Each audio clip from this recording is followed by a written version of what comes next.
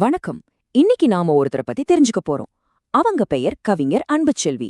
ஆனா இது வெறும் ஒரு கவிஞரோட பெயர் மட்டும் இல்லைங்க. இது ஒரு இயக்கம்.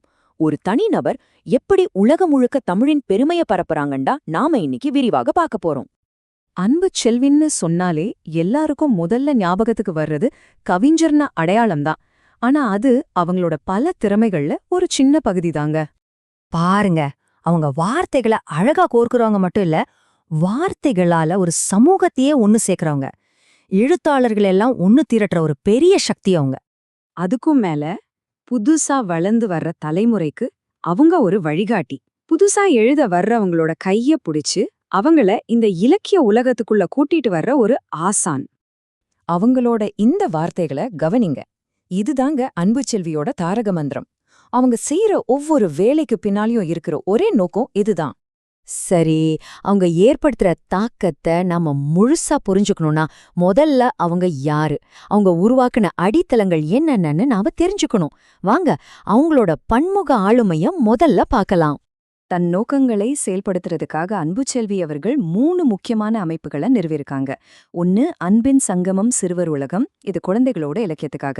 2வது தன்முனை கவிதை படிப்பாளர்கள் பேரவை, இது நவீன கவிதைக்காக. 3வது தமிழ் துளிப்பா பேரியக்கம், இது ஹைக்கூ மாதிரி கவிதைகளுக்காக. இந்த 3ம் தான் அவங்க செயல்பாடுகளோட அஸ்திவாரம். ஓகே, இந்த அமைப்புகள் மூலமா அவங்க எப்படி ஒரு தாக்கத்தை உருவாக்குறாங்க? முதல்ல தமிழ் கவிதை உலகத்துல அவங்க கொண்டு வர்ற அந்த புதிய அலைகளை பத்தி பார்க்கலாம். தன்முனை கவிதை, இது ஒரு நவீன கவிதை வடிவம். இது ரொம்பவே புதுமையான ஒரு இலக்கிய முயற்சி. இத உலகம் முழுக்க இருக்கிற தமிழ் ஆர்வலர்கள் கிட்ட கொண்டு சேர்க்கறதுல இவங்களோட பங்கு ரொம்ப ரொம்ப முக்கியமானது. ஒரு கலையை எப்படி வளர்க்கணுங்கிறதுக்கு இவங்க ஒரு தெளிவான திட்டம் வச்சிருக்காங்க பாருங்க. முதல்ல கத்துக்க ஆர்வம் இருக்கிறவங்களுக்கு இலவசமா பயிற்சி. 2வதா அந்தந்த துறையில இருக்கிற பெரிய நிபுணர்களை வச்சு பயிற்சி பட்டறைகள். 3வதா போட்டிகள் நடத்தி புத்தகங்களை பரிசா கொடுக்கறாங்க. இது மூலமா எழுதுற பழக்கத்தையும் படிக்கிற பழக்கத்தையும் ஒரே நேரத்துல ஊக்குவிக்கிறாங்க. சமையல தன்முனை கவிதை மட்டும் இல்லைங்க, ஜப்பான்ல இருந்து வந்த ஹைக்கூ கவிதையும் இவங்க ரொம்ப வித்தியாசமான முறையில மக்கள் கிட்ட கொண்டு போறாங்க. தமிழ் துளிப்பா பேர் இயக்கம் மூலமா மாசம் இயற்கையான சூழல்ல ஒரு வாக்கிங் போய்கிட்டே ஹைக்கூ பத்தி பேசுறது கேட்கவே எவ்ளோ நல்லா இருக்கு பாருங்க. சரி, இப்ப அவங்களோட தாக்கத்தோட அடுத்த கட்டத்துக்கு போகலாம். அடுத்த தலைமுறை எழுத்தாளர்களை, குறிப்பா குழந்தைங்களை அவங்க எப்படி மெருகேத்துறாங்கன்னு பார்க்கலாம் வாங்க. இவங்களோட அணுகுமுறையில இது ரொம்பவே தனித்துவமானது. குழந்தைங்களுக்கு கதை சொல்றது, கவிதை எழுதுறதுன்னு பயிற்சி கொடுக்கறதோட நிக்காம அவங்க பெற்றோர்களுக்கும் சிறுகதை, தன்முனை கவிதைன்னு பயிற்சி கொடுக்கறாங்க. இதனால என்ன ஆகுது? வீட்டுக்குள்ளேயே ஒரு இலக்கியச் சூழலே உருவாகுது. அவங்களோட பார்வை நம்ம ஊரோட மட்டும் நிக்கல, உலகம் முழுக்க பரவி இருக்கிற இளம் தமிழ் எழுத்தாளர்களை எப்படி ஒரே கொடைக்கு கீழே கொண்டு வர்றாங்கன்னு அடுத்து பார்க்கலாம். இந்த நம்பரை பாருங்க, 200க்கும் மேல. இது அவங்களோட உலகளாவிய செயல்பாட்டோட அளவை காட்டுது.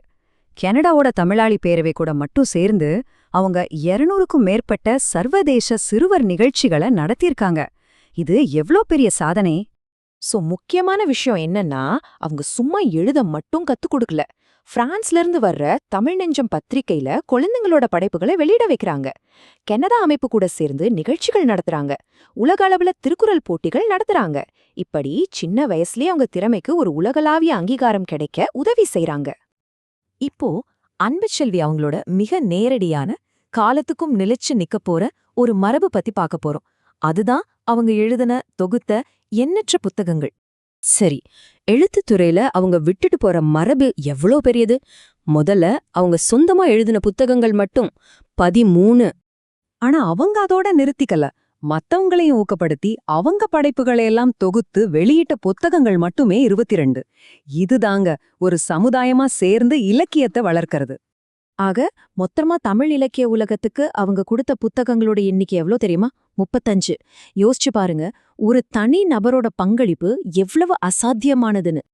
இந்த அட்டவணை அவங்களோட எழுத்து எவ்வளோ பறந்து விரைஞ்சதுன்னு காட்டுது. விருது வாங்கின தன்முனை கவிதைகள், புதுக்கவிதைகள், குழந்தைகளுக்கான கதைகள், ஏன் புக் ஆஃப் வேர்ல்ட் ரெக்கார்ட்ல இடம் பிடிச்ச தொகுப்பு நூல் வரைக்கும் அவங்களோட திறமை நம்மள ஆச்சரியப்பட வைக்குது. அவங்களோட உழைப்புக்கு கிடைச்ச அங்கீகாரங்களும் ஏராளம்.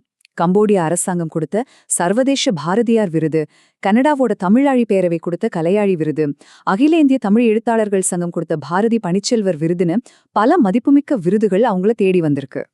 கடைசியா இந்த ஒரு கேள்வியோட நான் உங்களை சிந்திக்க வைக்க விரும்புறேன். அன்புச்செல்வி அவங்களோட வாழ்க்கை நமக்கு என்ன சொல்லுது?